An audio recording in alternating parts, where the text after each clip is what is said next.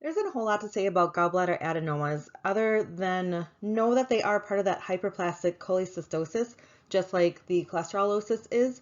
But remember that cholesterolosis has to do with cholesterol within the lining of the gallbladder, and then the muscular wall starts to grow over those cholesterol bits, and that's where polyps form.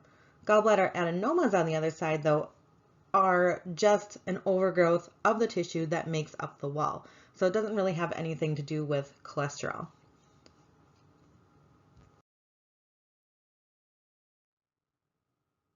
Adenomas then can be defined as a benign neoplasm of the gallbladder wall with a wide base.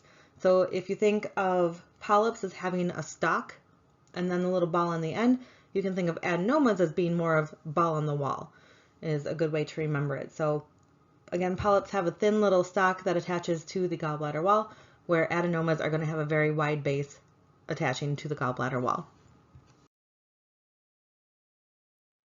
Now, adenomas and polyps do look very similar, and really, unless you were to be doing surgery and really microscopically diagnosing these structures, it's actually going to be kind of hard to tell a small adenoma from a polyp. But again, we always monitor these lesions just to make sure that they aren't growing oddly or expanding in size by quite a bit. And so at that point, if something is kind of abnormal, then as a sonographer, we should be able to tell, and that'll indicate that the patient needs to have a biopsy done or have the gallbladder removed. So when the adenomas are a little bit smaller, they again are non-dependent, non-mobile, echogenic structures that extend into the gallbladder lumen. We talked about the adenoma being kind of like a ball on the wall, having that wider base. And adenomas can actually get rather large.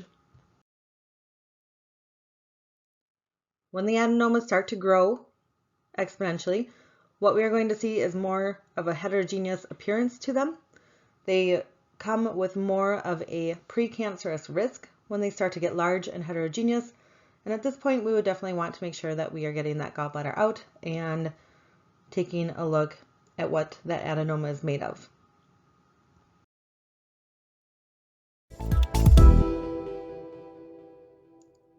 So remember, there isn't a whole lot about adenomas. Just know that they are part of the hyperplastic cholecystosis family, that they have a wide base, and that they are more concerning to be precancerous.